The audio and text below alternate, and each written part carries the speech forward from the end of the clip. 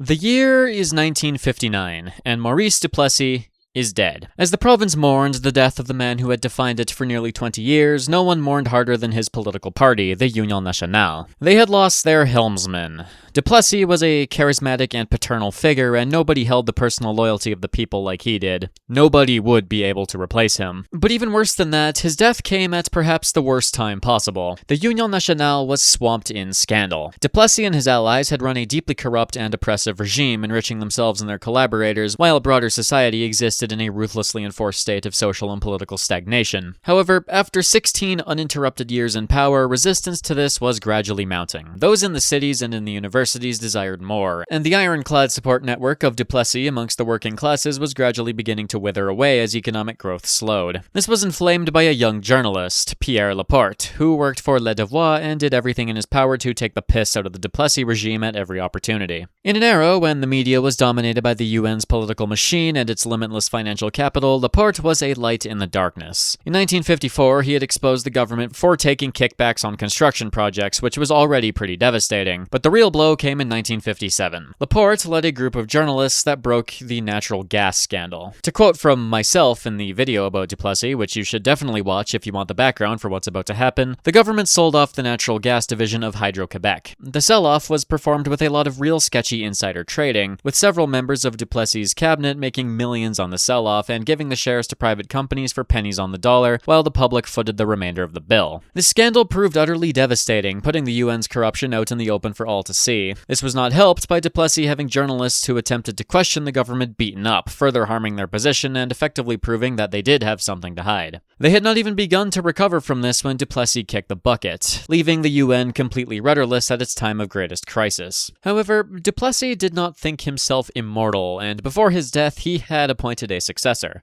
Paul Sauvé. Sauvé was a well-educated lawyer and a career politician who was popular and very effective, in contrast to many within the UN. Sauvé was a legitimately stand-up guy, and he was an incorruptible type who held the distinction of being one of the only people who could tell Duplessis to fuck off. He was sworn in on the day of Duplessis' death as 17th Premier of Quebec, and frantically started pulling levers to try and right the ship. He had less than a full year until a new election, and he had to win it. He initiated what came to be known as the 100 Days Revolution, a furious string of reforms that attempted to modernize the government of Quebec. Following his personal motto of désormais, restrictions on expression and the press were loosened, funding to higher education was stepped up massively by removing the government's discretionary control over grants, relations were calmed with the federal government, negotiations were undertaken to integrate into several federal programs, corruption in the UN began to be rooted out, and significant pro-worker legislation was adopted that increased wages and improved conditions. Sauvé was massively popular, and it looks like the UN would continue its reign as a modern and effective party.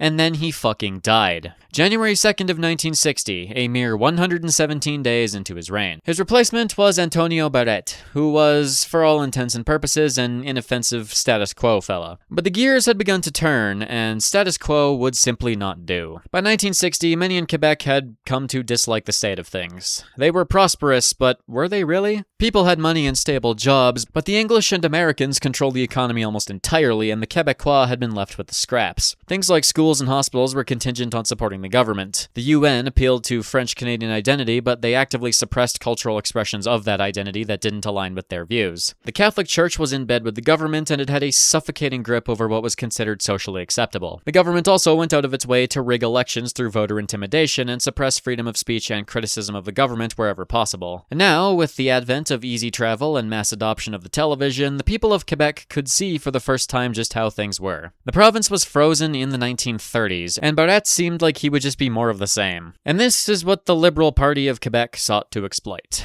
2 decades removed from the corruption of the Taschereau government, and with 2 decades of electoral failure to think on, the Liberals sought to do something completely fucking unheard of.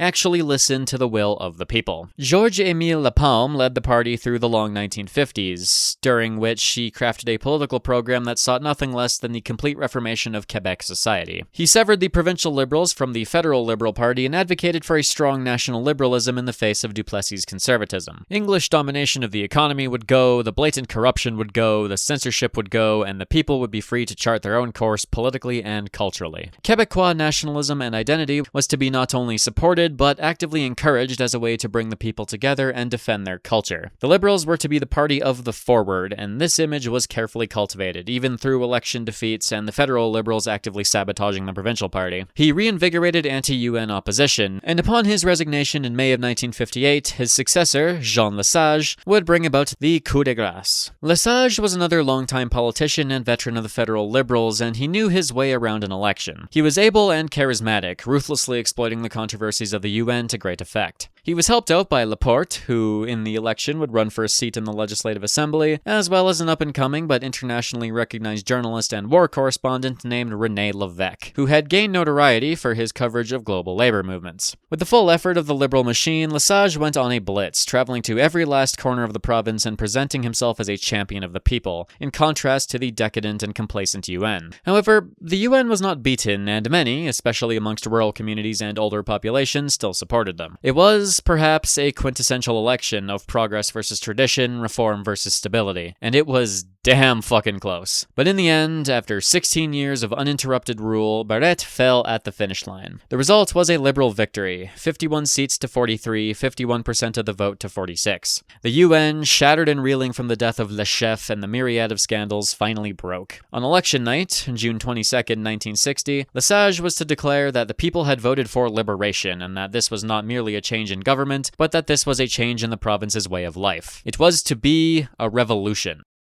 A quiet revolution.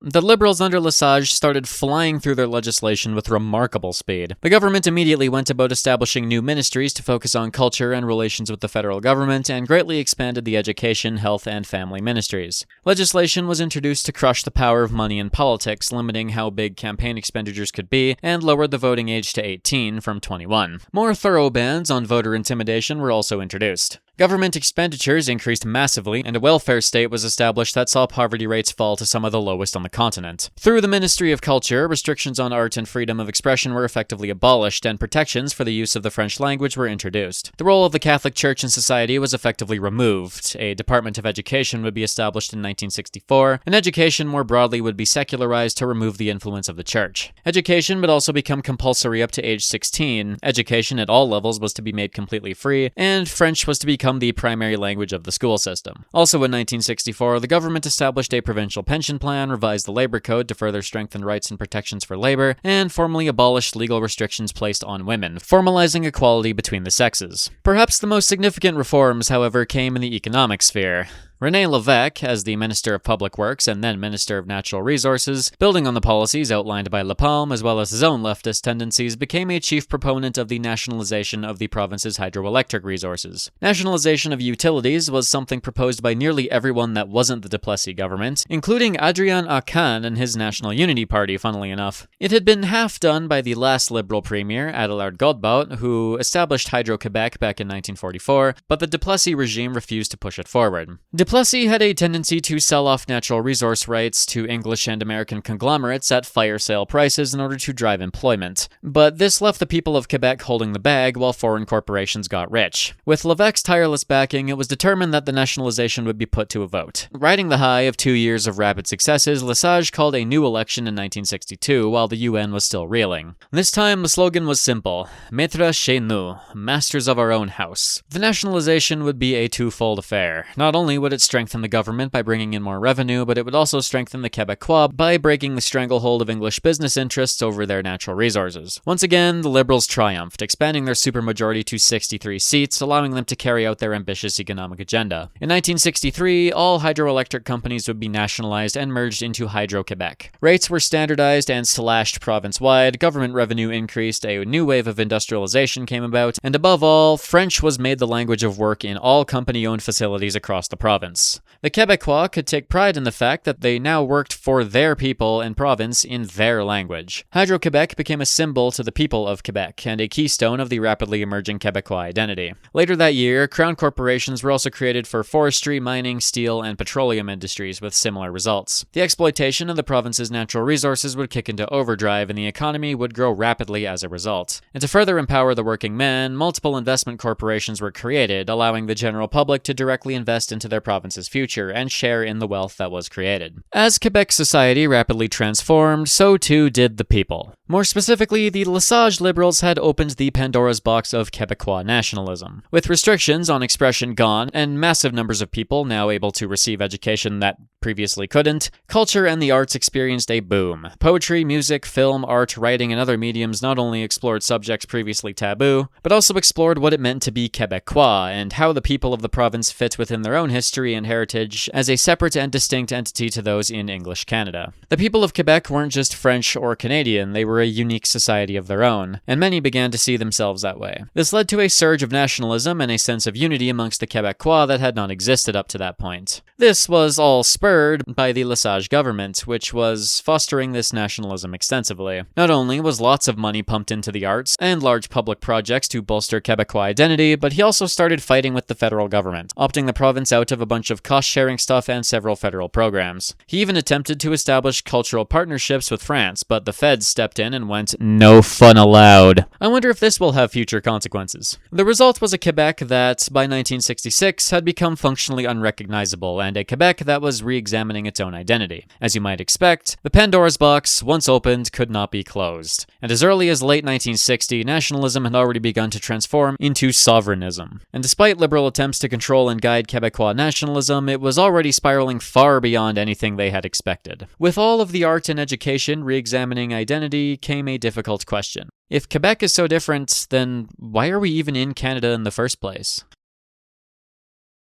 Amongst the students and intellectuals of the province, this question became more and more frequent. The first sovereignist movement emerged in September of 1960, dubbed the Rassemblement pour l'Indépendance Nationale. Made up primarily of Quebecois intellectuals and students, their manifesto declared that Quebec was a unique society with a unique history and culture, and that if national sovereignty in places like Africa and Asia was aspirational, then the situation should be no different for Quebec. By 1961, the RIN could count on thousands of members province-wide, hosting lectures, supporting workers' strikes, and holding demonstrations. When the president of the CN Rail Company made a fuck-up and insulted the French, the RIN held numerous protests that saw turnout in the thousands, and effigies of the man would be burned in the streets and on the campuses, which is fucking crazy. Within the halls of government, there too was a nationalist surge, led by none other than René Lévesque. Lévesque rode the airwaves and the TV broadcasts, not only drumming up support for his nationalization program, but instilling a distinct Frenchness to everything he did. It was an open secret that he himself had begun to support re-examining Quebec's relationship with Ottawa, and the Liberal Party itself was beginning to split along these lines. But the RIN and the students remained relatively civil, except, the fucking effigy burning thing. There was a belief that this nationalist fervor wouldn't bubble into any sort of revolt, and these groups would be working in the background for the next decades trying to achieve their goals diplomatically. Say what you will about burning effigies, but it's better than burning actual people. But for some, they didn't want to wait for the gears of civil society to turn. Some believed that the inevitable consequence of the Quiet Revolution would be a much louder one that would set Quebec free from the chains of English and eventually capitalist domination. And they believed that the best way to free Quebec was to utilize the spike in nationalism to shatter their binds as soon as possible, through mud and blood if necessary. And these guys would be down to burn actual people. In March of 1963, these elements came together to found the Front de Libération du Québec, the Quebec Liberation Front. The FLQ was not really a centralized organization, but rather a grouping of quasi-independent militant groups that were united in common cause. It was formed as a merger of several other groups with similar tactics, and its main founders were Raymond Villeneuve and Gabriel Houdon, both of whom are absolute fucking characters in their own way, I will say. It was inspired heavily by anti-colonial and revolutionary groups in places like Algeria and Cuba, and came to the conclusion that not only was Quebec a unique nation, but it was a colonized one. The English were not their partners in Confederation.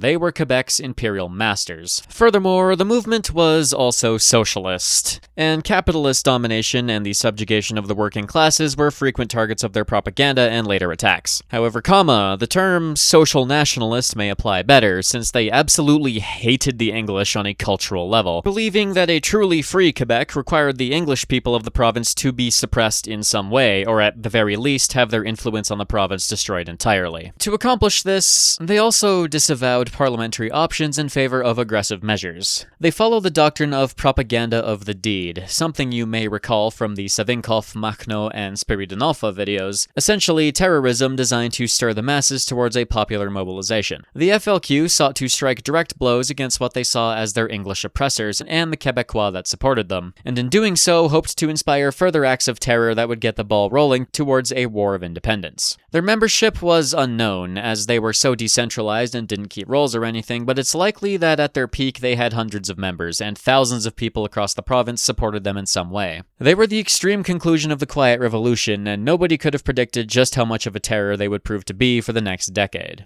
And they did not wait around. On March 8th of 1963, mere days after the organization had been formed, 3 men threw Molotov cocktails at the armories of several military regiments around Montreal. The attacks did little damage, but it put the FLQ on the province's radar and gave them the confidence to push manifestos that declared their intention to destroy the vestiges of English domination over Quebec. Because the attack was kind of fucking pathetic in all honesty, many moved on quickly. Then, on April 1st, saboteurs damaged a railway section in an attempt to assassinate Prime Minister John Diefenbaker, but they didn't do enough damage and the train passed the section unharmed. That same day, a bomb exploded in the basement of the Department of National Revenue building. A week later, on the 6th, the bomb on a critical radio tower would be discovered and defused, which finally kicked the police in the ass enough to start kicking in doors. However, the FLQ had covered its tracks well, and the operation produced nothing. Finally, on April 20th, they would claim their first victim, detonating a bomb at an army recruiting center in Montreal. The night watchman, 65-year-old Wilfred O'Neill, was killed in the blast.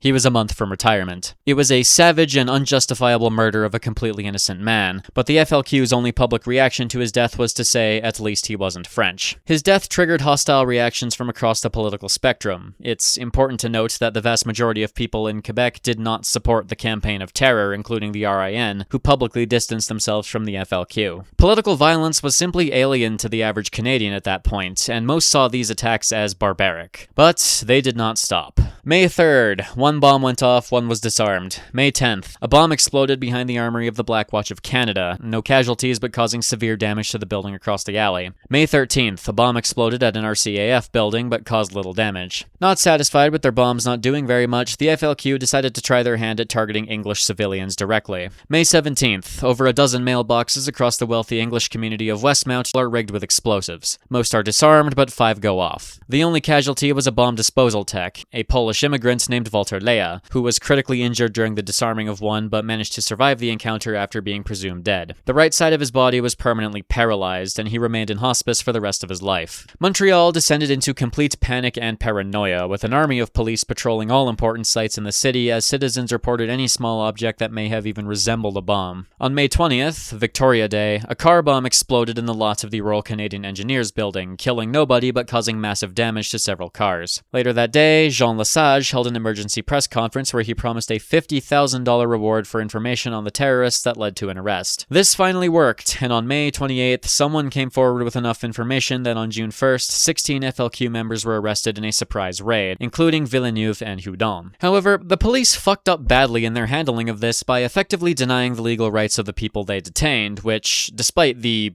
actual terrorism that killed one person and permanently crippled another, led to criticism from all angles. The police used a loophole revolving around coroner's inquests to essentially extract a public confession using unlawful detainments. The outcry was worsened when it was revealed that every person arrested was under the age of 23, except for one, a Belgian named Georges Schotter, who was 33 and a big admirer of Fidel Castro after the latter had visited Montreal in 1959. Many saw this as an absolute travesty of justice, since everyone is entitled to certain legal rights as a part of maintaining an impartial legal system committed to justice, and this led to a lot of conflict within the Quebec legal scene. And all the police's methods had done was just give the perpetrators a platform to justify themselves. An outpouring of support from many Quebecois followed, and during the nearly 3-month trial, the defiance of many of the accused only furthered this. The sentences ranged from 6 months to 12 years, leading to protests and donations to legal funds, but it was over. Despite the shenanigans, many believe that this was the end of the FLQ. Their leadership was effectively beheaded, but the propaganda of the deed had accomplished its goal.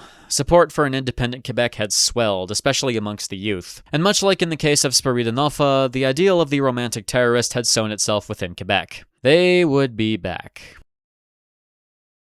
Far from crushing the organization, the arrests in the spring of 1963 had only made the FLQ more cautious and more decentralized. They adopted a cell system, many different organizations made up of usually a dozen people or less that acted in specific regions. The vast majority of these groups were made up almost entirely of men under the age of 25, and they primarily targeted Montreal and its surrounding communities when they struck. This was done because Montreal is the traditional heart of English Quebec, and stood as a symbol of English economic domination to many. They also started a press organ, named La Cogne, publishing their ideas and calls to action to any who would listen. They proclaimed that Quebec was suffering economically and culturally under the twin boots of Canadian Confederation and the capitalist systems that upheld it. The only path to emancipation and prosperity was independence, and the path to independence would be a long and arduous one. The people of Quebec needed to wake themselves up, they said, and once the people gained confidence in their identity and a willingness to fight for it, independence would come. Finally, they declared that the terrorism would only stop once Quebec was free. The province's nightmare was just beginning. The attacks restarted in late August, a bomb exploding on a railway bridge over the St. Lawrence River. The bridge was out of action for several weeks, during which there were half a dozen arson attacks and a robbery of an RBC branch. The perpetrators of the robbery were caught quickly, but were only sentenced to 2 years in prison, as the judge was a family friend of one of the robbers, who was only 20 years old. Then, on January 30th of 1964, a cell of the FLQ, calling itself the Armée de Libération du Québec, or ALQ, launched a daring raid on an armory, stealing 59 FNFALs, 30 Sten guns, 4 303 Bren guns, 4 mortars, 3 rocket launchers, and 15,000 rounds of ammunition. And this was really not good. They struck another armory on February 20th, stealing more weapons and leading to the defense minister of the federal government to overrule Parliament itself to post 24-hour armed guards at all the armories in the province. In April, however, they botched a bank robbery, leading to 8 more arrests and the crushing of the ALQ. A series of arrests against other FLQ cells followed, and it seemed like the movement was losing steam, but much like a hydra, the police could never keep them down. A group calling itself L'Armée Révolutionnaire du Québec, formed by François Schirm, a veteran of the French Foreign Legion, popped up and began training for an outright insurgent campaign in the Quebec countryside, robbing a gun store in late August. It went terribly. The insurgents killed one man, 58-year-old Leslie McWilliams, and the police killed another, an employee of the store named Alfred Pinich, who was at the wrong place at the wrong time. All of the perpetrators were arrested, and the ARQ died with them. The terror restarted again in the spring of 1965. Multiple bombs exploded on Victoria Day, which was followed by separatist agitators taking over a student demonstration and turning it into a riot, resulting in hundreds of thousands of dollars in property damage, several burned-out police vehicles, 13 police officers injured, and 2 arrests. June saw multiple trains derailed through sabotage, another bomb exploded on July 1st, and more protests led to 105 more arrests. Cell after cell was broken up, demonstrations came and went, dozens of bombings and robberies tore the province asunder. Police presence in all major cities was ramped up exponentially. In May of 1966, FLQ militants displayed their more socialist tendencies, intervening in a labor dispute by handing the owner of a shoe factory who was refusing to increase the wages of his employees a pipe bomb in a shoebox. 3 were injured, and the owner's secretary, 64-year-old Thérèse Morin, was killed instantly. Later in May, another bomb exploded at a textile factory that was also dealing with workers striking for better conditions. And then, on June 3rd of 1966, their most audacious attack occurred, 2 days before the provincial election. A small bomb exploded at a Liberal Party rally, with all of its leadership, including Lévesque and Laporte, present. No one was injured, but it was perhaps the biggest statement the FLQ had yet made. No matter how many people were arrested or killed, they were not going to stop. Not even for the people who had opened the door to the idea of sovereignty, and not even for the biggest champions of the cause in the halls of legislature.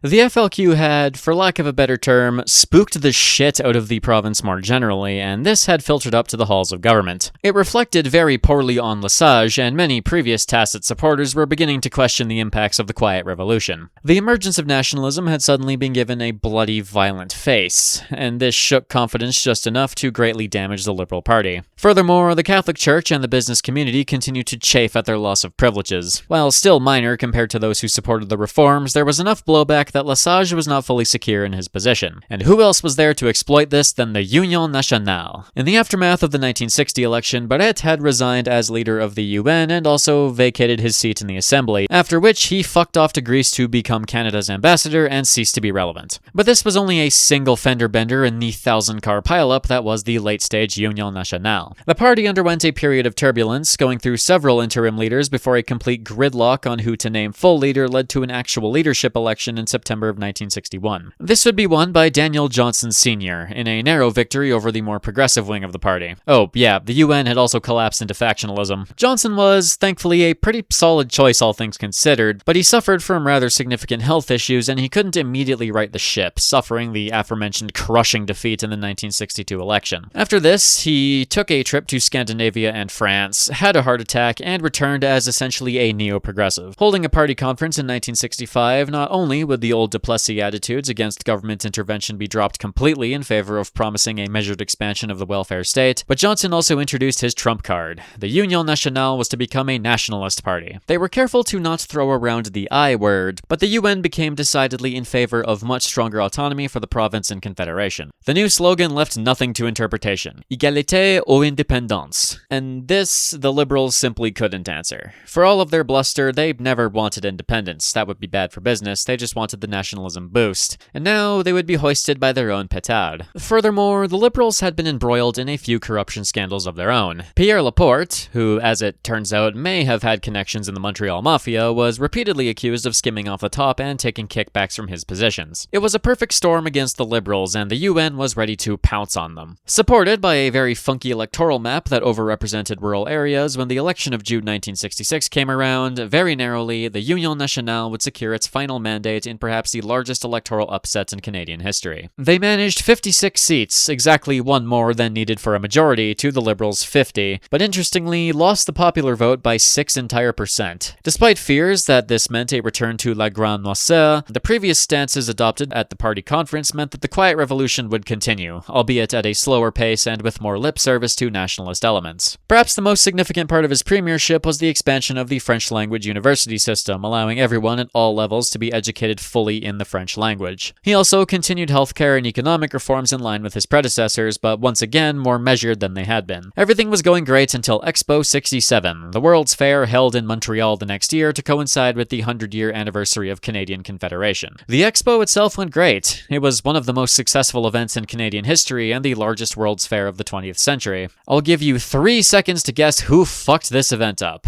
Write your answer in the comments. If you guessed Charles de Gaulle, then President of France, you were correct. He showed up in July and gave a speech at Montreal City Hall in front of a crowd of tens of thousands where he decided to shout "Vive le Québec libre, vive le Canada français, et vive la France." The first one, if you couldn't guess, means "Long live free Quebec." The reaction from Johnson, who was melting the fuck down in the room behind him at the prospect of his gamble coming back to bite him in the ass, and from Prime Minister Pearson, who promptly flipped his lid and accused the French of interfering in Canadian affairs, was downright understandable. Alarming was the reaction of the crowd, which cheered for every word de Gaulle said. Uh-oh. Johnson had fed the movement, and now it was beginning to spiral out of anyone's control. The independence of Quebec was now a common topic in the province, and a few thousand supporters of a fringe idea had become hundreds of thousands of people marching for the freedom of white and blue, and now they seemed to have support from France. Sovereignty had suddenly become the defining issue of a generation, beyond education and hospitals and electricity, and believe it or not, things were about to get a lot fucking worse. First, René Lévesque. As early as 1964, Lévesque was already demanding that separation be taken seriously, proposing that the province should push for massive autonomy that would effectively have been home rule. This was publicly rebuked by Lesage, who was sick of his shit by this point, but Lévesque's words were met with massive separatist rallies led by students and young people across the province. After the defeat of the Liberals in 1966, Lévesque decides to do the funny and use the I word. At a party conference, he puts forward a motion to declare that the sovereignty of Quebec should be party policy. When this was rejected, he walked out, along with hundreds of others, to found the Mouvement Sovereignité Association in November of 1967. Over the course of the next year, this organization would merge with the RIN and the other major sovereignty party, Ralliement National, to form the Parti Quebecois in October of 1968. The Sovereignists now had a united political voice, and the PQ fucking exploded in popularity very quickly, creating headaches for both the Liberals and the UN. Second,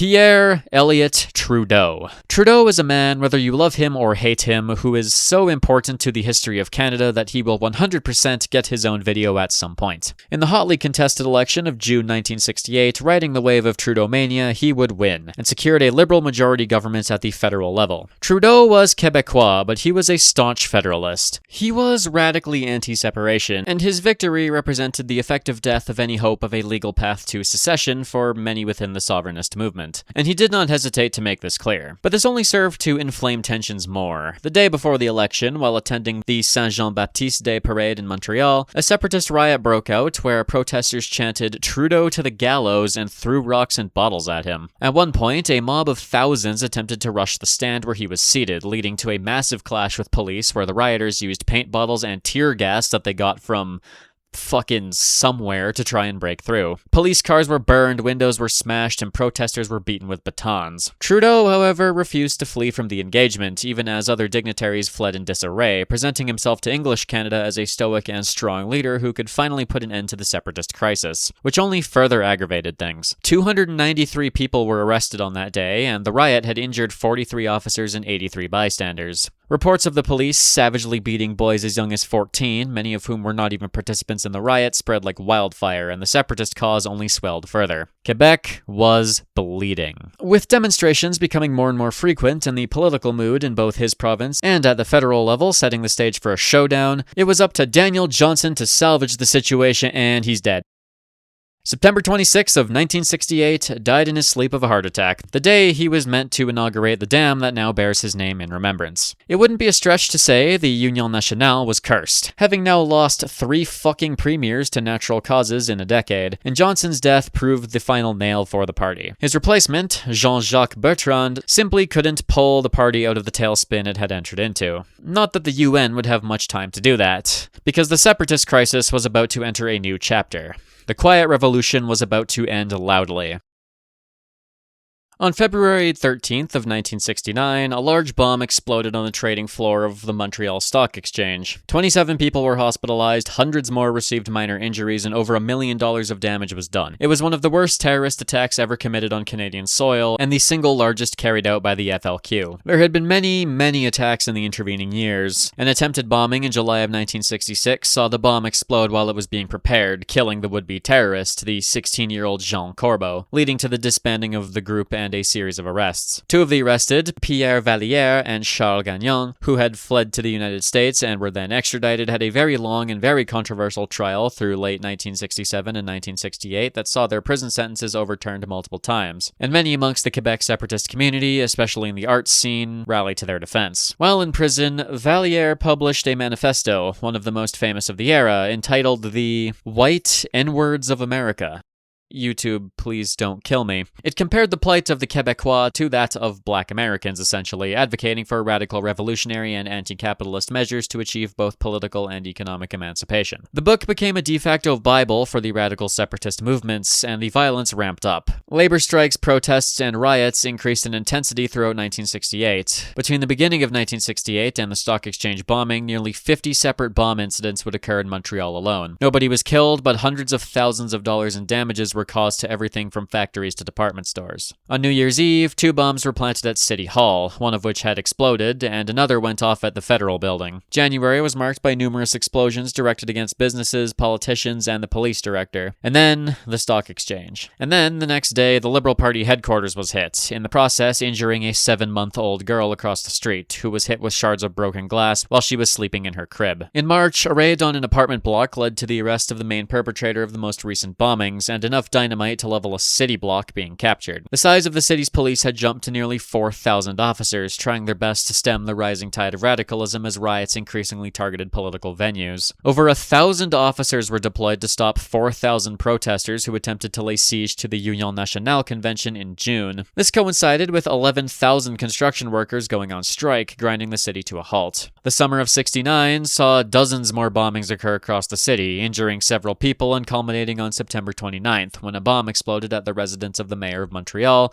Jean Drapeau. Nobody was injured, but much of his home was destroyed. A depressing year was capstoned by a 16-hour strike of police and firemen over dragging contract negotiations on October 7th, which led to what is now known as the Murray Hill Riot, where French taxi drivers protested the English-operated Murray Hill Cab Company's monopoly on taxi services. The day was marked by mass looting due to the strike, and the protest quickly turned violent as the cab drivers burned down a Murray Hill garage and several vehicles. The protesters were fired upon at one point by the company's hired thugs, killing 2 and injuring over a dozen. The city and province were tearing themselves apart at the seams. The city of Montreal between 1963 and 1970 had been on the receiving end of over 200 bombings, robberies, and riots directly associated with the FLQ in some way. The city had fallen into a deep malaise. Every man, woman, and child feared for the day that their home or business would be next. The city's journals and papers were somber, many editorials noting how society in Quebec had collapsed into barbarism, and how this campaign of terror had effectively destroyed political and social authority in the province. The riots were a near weekly occurrence, the labor movement had gotten bolder, and tens of thousands of workers were striking at any given time, and the universities were rife with so much agitation that calming the situation would have been near impossible. And as if things couldn't get any more contentious, 1970 was an election year. Bertrand tried his best, but the chaos was his undoing. In September of 1969, the Montreal suburb of Saint-Léonard was rocked by an outright battle. The Quebecois nationalists attempted to force the abolition of the local bilingual Catholic schools and force them to all just be French. The suburb was overwhelmingly Italian and Catholic, and the Italians wanted to be educated in English. This time, the protests were led by the Anglophones joined by this Italian community. No Italian immigrant can resist a good scrap, after all. Eventually, the nationalists marched through the suburb, and the small local police force was quickly overrun, leading the Italians and English to come out swinging. The resulting battle left 18 injured and caused Bertrand to push through a law mandating the learning of French by all people of Quebec, including immigrants, but giving parents the right to choose whether their kids would be educated in English or French. This passed, but it effectively destroyed Bertrand's support amongst the nationalists, and it triggered another wave of bombings. They didn't want a bilingual Quebec, they wanted a French one. But beyond this, his government had overseen the worst string of terrorism in Canadian history, and it was not stopping. The 1970 election was functionally unwinnable for the UN, even though Bertrand tried his best to stir up anti-federal sentiment after Trudeau stonewalled him on a bunch of shit. Meanwhile, the Liberals put forward the young and charismatic Robert Bourassa, who ran on the platform of "We will create 100,000 jobs," which is pretty fucking self-explanatory. The PQ also stood for election, running on the tide of separatist fever. However, the FLQ had severely damaged their image, and all parties accused Lévesque and the PQ of harboring and abetting terrorism. The campaign ended in the most Canadian way possible, single-member plurality being a fucking dogshit electoral system. The Liberals got 45% of the vote, but got a supermajority of 72 seats. The PQ came in second vote-wise, at 23%, getting more votes than the Union Nationale, but only received 7. The UN fell to 17 seats, and this proved their last gasp. They would never hold office again, and would gradually fade into irrelevancy. No matter your beliefs, the 1970 election was a fucking travesty of democracy and an indictment of the Canadian electoral system as a whole. For many of the FLQ faithful, this election was simply proof that democratic means of achieving their goals were a farce. Throughout 1970, the usual bombs and riots continued to hammer Montreal. Multiple business office buildings and factories were bombed, as well as numerous private residences. In June, a person came forward with information that led to a series of arrests and the foiling of a plot by a cell of the FLQ to kidnap the American consul. More bombs followed, including one in Ottawa at the Department of Defense headquarters that killed a 50-year-old woman, Jean d'Arc Saint-Germain. Robert Cote, Montreal Police's man in charge of the bomb squad, by this point had personally disarmed like 60 bombs in 5 years, and he was a local celebrity. His final one was at the headquarters of the Bank of Montreal, disarming a car laced with 130 pounds of dynamite. He was awarded the Order of Canada for his efforts, and was on the receiving end of a threat to his life from the FLQ, but nothing ever came of it. And then, out of the blue in July, the bombings ceased. The city remained tense, but slowly relief crept in.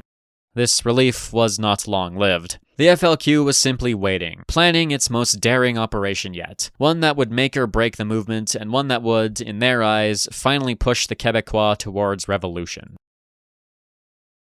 James Cross was an Irish Protestant who had a long and storied career in the British Civil Service, working for the Board of Trade. He was in Montreal to promote business as a part of the British consular mission, which was admittedly kind of fucking difficult since, people's businesses kept getting blown the fuck up. On October 5th of 1970, Cross was getting ready for the arrival of several major British industry figures when the doorbell of his home rang. The family's maid answered the door, to be greeted by 3 armed gunmen who forced their way inside. These were members of the Liberation Cell, based out of North Montreal, made up of Jacques Cossette Trudel and his wife Louise, her brother Jacques Lancetot, as well as Marc Carbonneau, British socialist Nigel Barry-Hamer, and Yves Langlois. Cross, his wife, and the maid were held at gunpoint while he was handcuffed and dragged into a waiting taxi. He was taken to a building at an unknown location and locked in a small room with a mattress. Cross would spend the next 59 days in this room as an unwilling participant in the October Crisis. The kidnappers didn't know it yet, but they had kicked off a series of events that would spiral far beyond their control. Their immediate demands and threats to kill Cross were sent off to the offices of Mayor Drapeau, Premier Bourassa, and Prime Minister Trudeau, and were initially met with stoicism and defiance. The group's demands included hundreds of thousands of dollars in gold for ransom money and the release of all imprisoned FLQ members, and the manifesto railed against basically everyone at all levels for suppressing Quebec's freedom. The communications the kidnappers sent to news stations were read out in real time, and the province fell into near total panic. However, the government's defiance remained. The only thing they budged on was allowing the kidnappers' manifesto to be published on Canadian national television, which occurred on October 8th. The manifesto was very bog standard, attempting to rile the workers and French of the province into a revolutionary fever, and its publication was hailed as a victory by other FLQ cells and many radical separatists. However, the government refused to budge on releasing the prisoners, and the requests to have the police stop their investigation were understandably rejected. The anti-terror unit of the Montreal police had been rounding up dozens of suspects already, and the wanted posters for those who they could connect to the kidnapping started flying up. However, the kidnappers were already getting scared. On Saturday the 10th, the third deadline for the meeting of their demands was flatly rejected by both levels of government, and according to Cross, they had begun squabbling over what to do next. But they didn't quite realize just what they had started. On the 10th, unplanned by the Liberation Cell and undertaken by a separate cell of the FLQ called the South Shore Gang, made up of Paul and Jacques Rose, Bernard Lortie, and Francis Simard, armed men arrived at the home of Pierre Laporte, then Minister of Labour, and kidnapped him off the street in front of his nephew and his entire family on the 10th. This was done to help out the Cross kidnappers and buy them some time for their demands to be hopefully met. The Liberation Cell members initially rejoiced, hoping that this would force the government to the table, but as it turned out,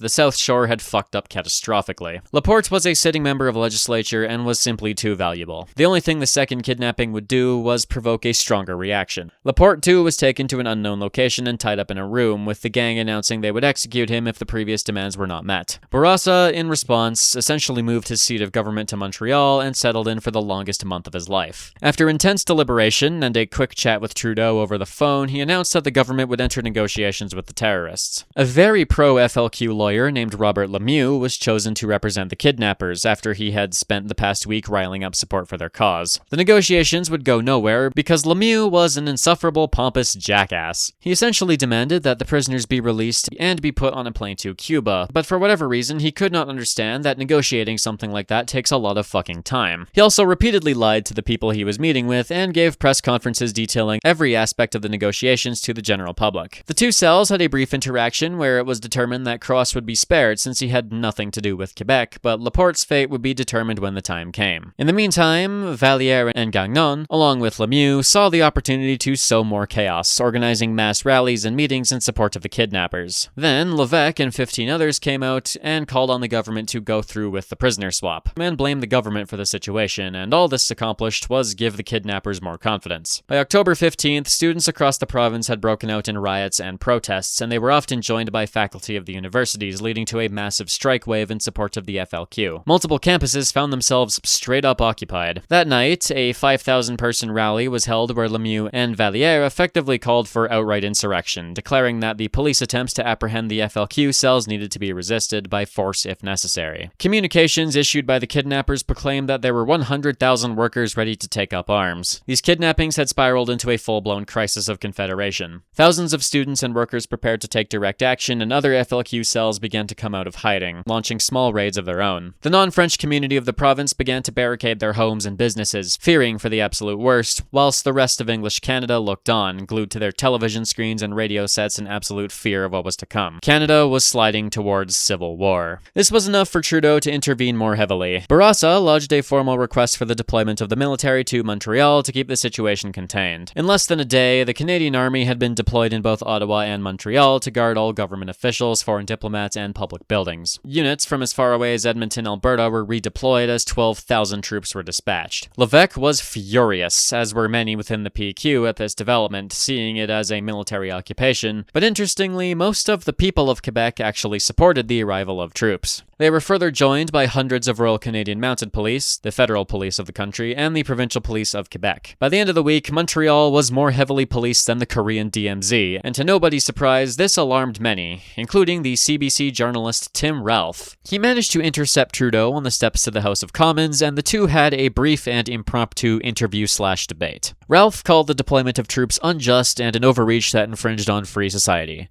Trudeau responded, "No, I still go back to the choice that you have to make in the kind of society that you live in. Well, there's a lot of bleeding hearts around who just don't like to see people with helmets and guns. All I can say is go on and bleed, but it's more important to keep law and order in this society than to be worried about weak-kneed people who don't like the looks of a soldier. At any cost? At any cost? How far would you go with that? How far would you extend that?" Well, just watch me.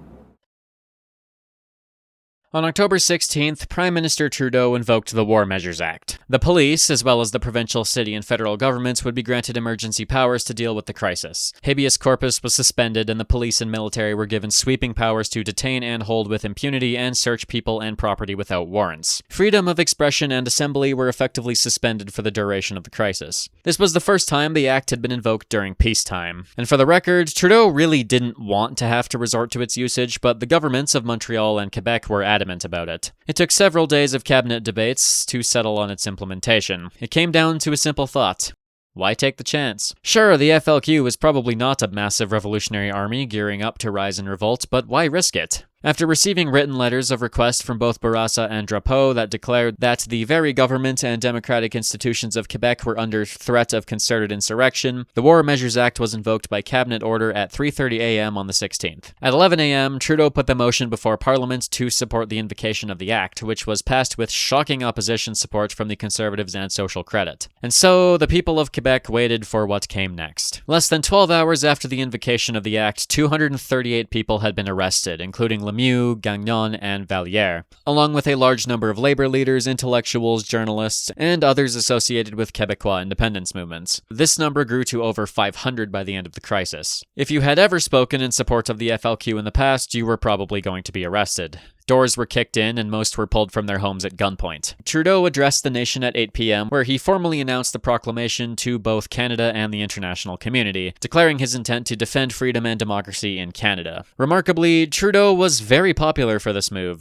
Leftist circles saw it as an affront to rights and freedoms, but media across the country came out in support, and polls conducted amongst the people of Quebec show that 89% of English and 86% of French supported the measures. The invocation had almost immediately had its desired effect. The student protests and strikes fell apart rapidly as their fiery leaders were removed from the equation, and all but the most adventurous got cold feet and went home. However, many began to now protest the implementation of the act, as the government used its power to round up hundreds of people and strip their rights on the mere suspicion of being related to the FLQ. More often than not, however, these were just random dissidents they were pulling in who really had nothing to do with it. All but a few dozen of the people arrested were released less than a week after the fact with no criminal records, but it was undoubtedly a huge case of government overreach, so it has remained a very contentious topic and a black spot on Canada's history to this day. With the broader crisis downgraded from utterly fucked to just slightly more fucked than usual, attention turned fully to Laporte and Cross. And unfortunately, this is where things get tragic. After a week of being held in what was essentially solitary confinement with very little food, and seeing his opportunity to be returned home safely to his family slipping away as the negotiations broke down, on the 16th, Laporte made a desperate gamble. Despite being blindfolded and handcuffed, he was able to smash a window of the room he was in and attempted to escape through it. Despite screaming for help, none came, and his captors hauled him back in. In the process, Laporte had lacerated his wrist and had begun bleeding profusely. His captors, all very young, now began to panic. They attempted to staunch the bleeding, but did not have the materials to do so, and Laporte's begging to be taken to a hospital went unheeded. After a day of complete agony, with Laporte's life gradually draining from him, he made another attempt to struggle free after offering offering his captors anything they wanted in exchange for simply getting him medical attention. Nobody knows exactly how events played out, but by the afternoon of the 17th, Pierre Laporte had been strangled to death. The FLQ had officially murdered a political figure. The man who had helped the sun rise on La Grande Noisette, opening the door to the Quiet Revolution and the emergence of the modern Quebecois identity, was the FLQ's final victim. His killers left his body in the trunk of a car in the parking lot and fled the city. His death did, however, mark a major turning point. Laporte was known Canada-wide, and he was incredibly popular within Quebec. Any support for the actions of the FLQ evaporated fast once news of his death broke, and this left the kidnappers of Cross alone and isolated. And the walls were closing in. The police ordered media outlets to cease publication of the Liberation Cell's communications, cutting them off from the outside world. By the next week, the police had also conducted 2,000 searches and were receiving over 1,500 tips a day from the general public. Cross would remark later that his captors had begun to fight constantly. Their plans had completely unraveled. They had been largely cut off from friends and family and were running low on money. The police and military had checkpoints basically everywhere, so traveling for supplies was extremely difficult. Furthermore, Jacques Lanstot's wife was pregnant.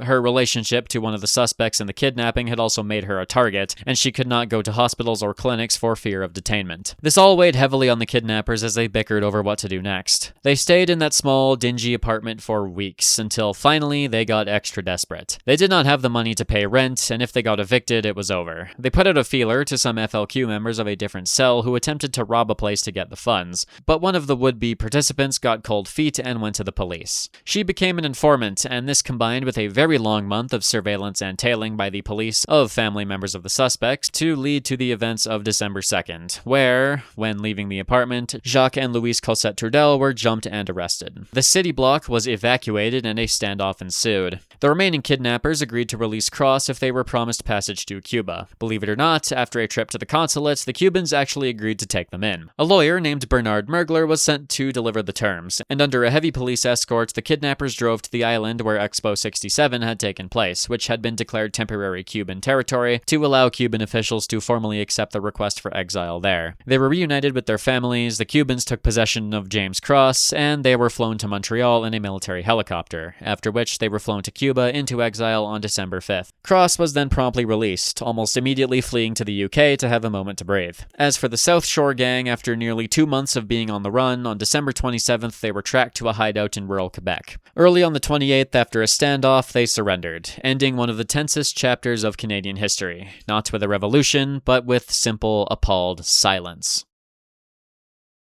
The emergency measures were lifted in the days following the arrest of the South Shore gang, and by the second week of January, most federal troops had returned to their bases. The imprisoned perpetrators were tried and sentenced to varying punishments based on involvement. Over a dozen people, not directly involved, but related to the crimes by virtue of either supplying or harboring the fugitives, received a few years each. The trial of the main 4 kidnappers and murderers of Laporte, especially the Rose brothers, was long and arduous. The kidnappers tried to make a spectacle of it by standing up to the court system whenever possible, and Lemieux was released after his own trial for seditious conspiracy and did his best to fuck things up at every turn. Trials lasted until 1973, with Paul Rose getting 10 years, Jacques Rose 8, and Lemieux 2, for being a jackass, and the contempt he had built up. Those who ended up in Cuba joined with a shocking number of other FLQ members who had also fled, but far from the revolutionary exile they had expected, the Castro regime kinda just kept them interned. Being a former revolutionary himself, Castro wasn't stupid enough to just have a bunch of terrorists running around. But gradually, their lives normalized, and several would move to France at various points. However, their asylum requests were denied due to not actually being politically repressed, so they kinda just existed in limbo. By the end of the 1970s, most had finally moved on, and the relentless bitching of various separatist groups got all of the imprisoned out on parole. Those in exile returned to the country in the late 1970s, with their time abroad being taken into account for the sentencing of the trials they were immediately thrown into. Most got a couple of years plus probation. By 1984, all had been fully released. While most were able to reintegrate into society, and the majority had sworn off militancy, some, like the Roses, never showed remorse for their actions. The FLQ militants lived long lives full of interviews and trying to outrun their pasts, and never again did they attempt any acts of terror. But their memory would live on in the lives they ruined and took.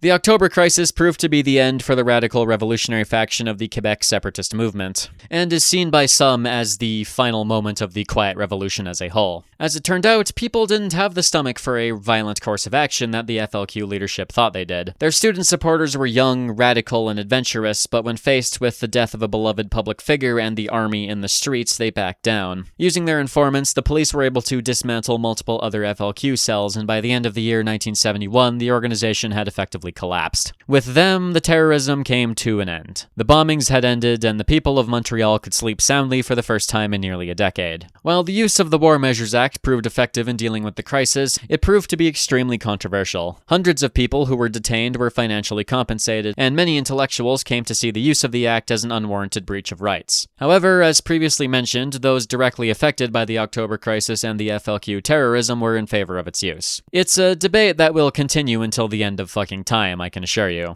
Trudeau would go on to have a very long and, shall we say, colorful rule where he promised to reform the War Measures Act but never got around to it. It would be replaced with a heavily neutered and more restricted version called the Emergencies Act in 1988 by the Mulroney government. With the FLQ broken and the use of violent measures to achieve change once again seen as something to be avoided, many thought the whole separatist crisis was behind them. But this was far from the case. The quiet revolution may have been over, and the loud revolution may have been beaten back, but the seeds of a free Quebec would not be so easily unsown from the minds of the Quebecois. Most of the supporters of the FLQ simply turned to non-violent means to achieve their aims, and for this, they turned to the Parti Québécois. Their membership and vote count would begin to spike through the 1970s as sovereignist thought became even more mainstream than it already was. And this greatly benefited none other than René Lévesque, who was about to etch his name into the history books. The sovereignists would fight for their independence, not through bombs and bullets, but at the ballot box.